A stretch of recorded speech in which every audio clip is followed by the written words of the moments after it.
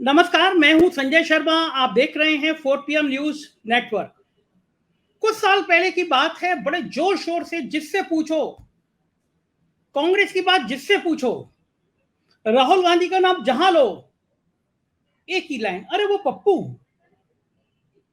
कोई राहुल गांधी को सीरियसली लेने को तैयार ही नहीं था। मैंने कुछ साल पहले उसका ऑक्सफोर्ड में एक भाषण सुना, मैं बड़ा प्रभावित हुआ। मैं जिस सोसाइटी में रहता हूं 319 फ्लैट हैं और बड़े इंटेलेक्चुअली सब बहुत अच्छे लोग हैं। मैंने उसमें, वो अभी तक मुझे याद है, मैंने उसमें कहा कि आज राहुल गांधी ने शानदार बोला ऑक्सफोर्ड में। एक सुर में पार्टी चल रही थी, 10-15 लोग थे, एक सुर में, एक व्यक्ति नहीं था। सबने कहा, अरे आप भी किस पप्पू की बात कर रहे हो? वो जो इधर से आलू निकल डालो, उधर से सोना निकलता है, उस वाले पप्पू की बात कर रहे हो?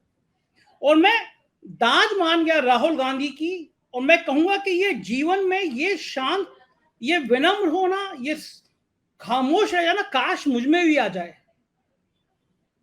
मैं दाद मान गया राहुल गांधी की। जिसने हमला किया, जिसने विरोध किया, राहुल गांधी ने पलट के जवाब नहीं दिया। मैं तो दुआ करता हूं कि काश मेरे अंदर ये शांत रहने का गुण आ जाए। हमको तो अभी तक ये बात स्वीकार नहीं होती है, जरा सा कोई कह भर दे, बिल्कुल तन बदन में आग लग जाती है, रिएक्ट करने लगते हैं। मैं क्या, सभी, आप सभी करते होंगे। गुस्सा आता होगा, अरे उसने हमसे क्या कहा, कैसे हम भी पलट के जवाब दें, मानव स्वभाव है। पिछले कई दिनों से, मैंने कई महीनों से अभ्यास कर रहा हूं, तब भी नहीं हो पाता। 1-2 साल से कोशिश कर रहा हूं कि किसी का रिएक्शन का जवाब ना दो। पहले ट्वीट करता था, नीचे भक्त आ जाते थे, एक एक भक्त को निपटाने में बहुत टाइम वेस्ट हो जाता था। फिर लगता था कि ये इनके मन की पीड़ा है, इनको बोलने दो। इसको प्रैक्टिस में लाने में मुझे महीनों लग गए। फेसबुक पे कोई एक आदमी अभद्र, अमर्यादित टिप्पणी कर देता था, तो उसको पलट के जवाब देने में इतना समय लग जाता था। तो मैं सोचता हूं, राहुल गांधी को जब पूरे देश के लोग पप्पू पप्पू कहते होंगे, तब राहुल गांधी ने अपने आप को कैसे संभाला होगा, कैसे अपने आप के मन को संभाला होगा कि नहीं, इसका जवाब नहीं देना है, इसका जवाब अपने कर्म से देना है। कहा जाता है ना कि 2 लाइनें हैं जिंदगी में, और ये वास्तव में, ये लाइनें, कुछ चीजें ऐसी होती हैं अनुभव से और कुछ सुन के सीखी जाती है।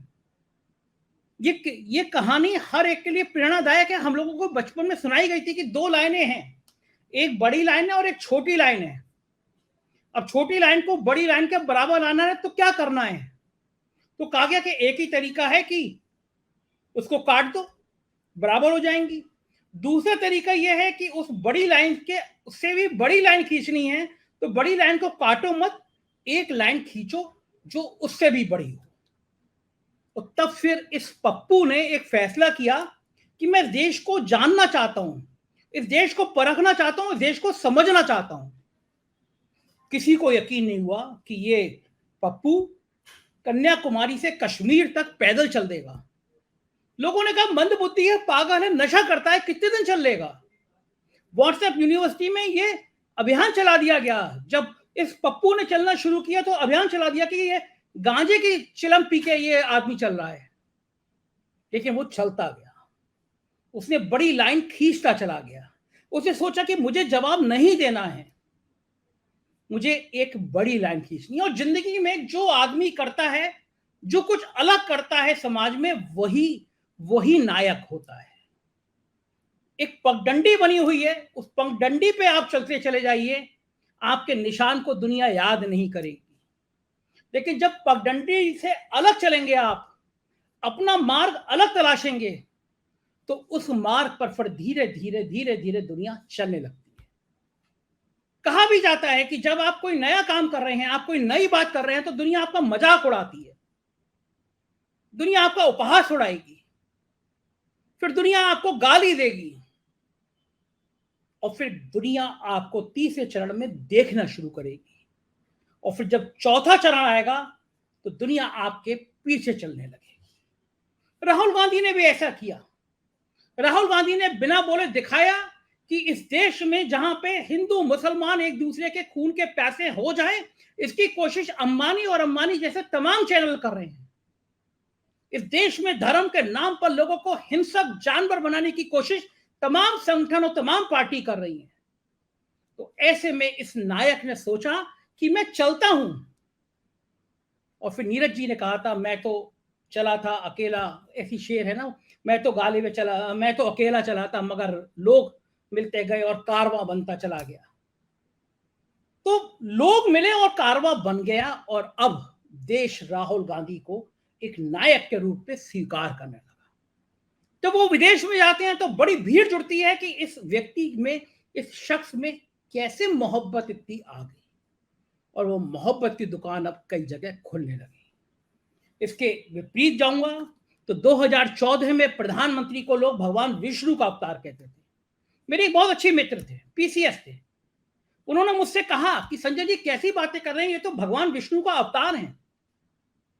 2017 में उन्होंने मुझसे कहा कि संजय जी आप कैसे आलोचना कर सकते हैं सरकार की, आप समझ नहीं रहे वो व्यक्ति कौन है, उसने भगवान विष्णु के अवतार के रूप में जन्म लिया। ये मुझसे एक आईपीएस ने कहा जो उत्तर प्रदेश के डीजीपी रहकर रिटायर हुए हैं, मेरे मित्र थे। मैंने उनसे कहा कि आप कैसे आईपीएस हो, आपको किसने आईपीएस बना दिया जो आप एक व्यक्ति के बारे में कह रहे हो भगवान विष्णु का अवतार है। लेकिन ये छवि थी, वरना नहीं होती तो यह संभव नहीं था कि कोरोना में यह व्यक्ति कहता ताली बजाओ, थाली बजाओ, लाइट जलाओ, डांस करो, और लोग करने लगते।